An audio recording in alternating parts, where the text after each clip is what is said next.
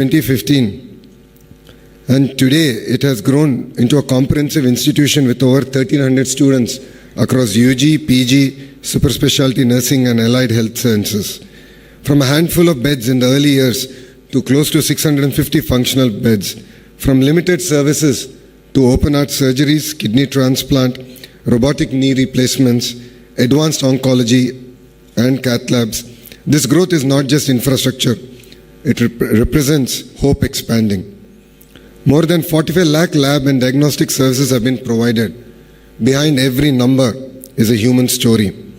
This institution stands on three pillars: teaching, research, and patient care.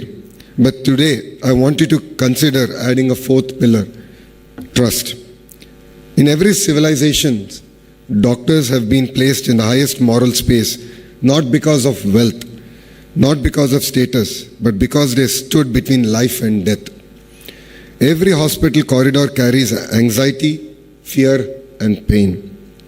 A patient entering the emergency ward looks into your eyes. You need to ask yourself a question. Do they see confidence? Do they see compassion? You are not just prescribing drugs, you are prescribing hope. During COVID-19, when the world stayed indoors, doctors walked into dangers to save lives. They worked tirelessly in isolation wards, away from families, becoming hope for patients who are alone and afraid. That is why society considers doctors next to God, not for power, but for their compassion, courage, and selfless sacrifices. You are the real heroes of this nation. Remember, technology will grow, hospitals will expand, and AI will assist, but healing power of a doctor's touch remains irreplaceable. Sometimes what cures is not just prescription, but reassurance. A mother may sell her jewelry for a child's treatment. A daily wage worker may skip meals to buy medicine. And you will be judged how you treat a patient who can't pay and how you explain to the illiterate. The degree you receive today is not a certificate of completion. It is a license to continuously learn. Medical knowledge is evolving rapidly. New protocols, changing drug resistance patterns, and technological disruptions are the order of the day.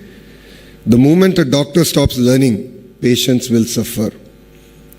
Adopt two important habits of life: read regularly and reflect deeply.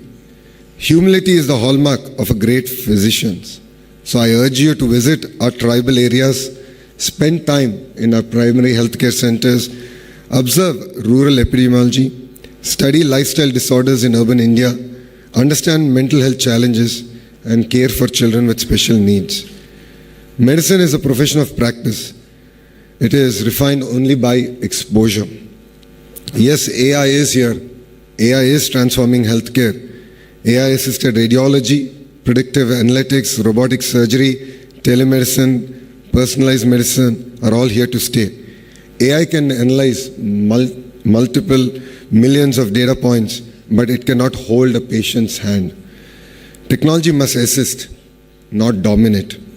Use AI to reduce diagnostic errors, improve access in remote areas, enhance research, support public health surveillance, but never outsource empathy. Let us speak honestly. Healthcare institutions today face infrastructure pressures, manpower shortages, administrative constraints, and financial limitations.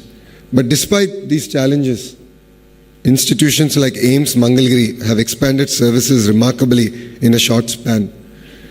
Modern medicine faces corporate pressures, litigation risks, consumerism in healthcare, and social media scrutiny. But protect your ethical spine. Never prescribe for profit and never compromise for convenience. Trust once lost cannot be regained. Let your practice reflect humanity in heart. Behind every doctor, there is a parent who sacrificed, teacher who corrected, and a mentor who encouraged. This convocation is your victory as much as it is our students. I would like to add one thing to what was said today. We hear this saying, failure is a stepping stone to success. I've heard it all my life, but until I experienced it, I never realized how powerful it is. God has His own way of prescribing tests to us, but we also have the energy to overcome those tests. So walk, take the road less traveled, and I'm sure you'll all emerge victorious. Dear graduates, when you wear the white coat, wear it with dignity, wear it with discipline, wear it with devotion. May your compassion be limitless. My heartfelt congratulations to each one of you. Go forth, serve with excellence, lead with integrity, and heal with humility. Thank you very much, and Jai Hind.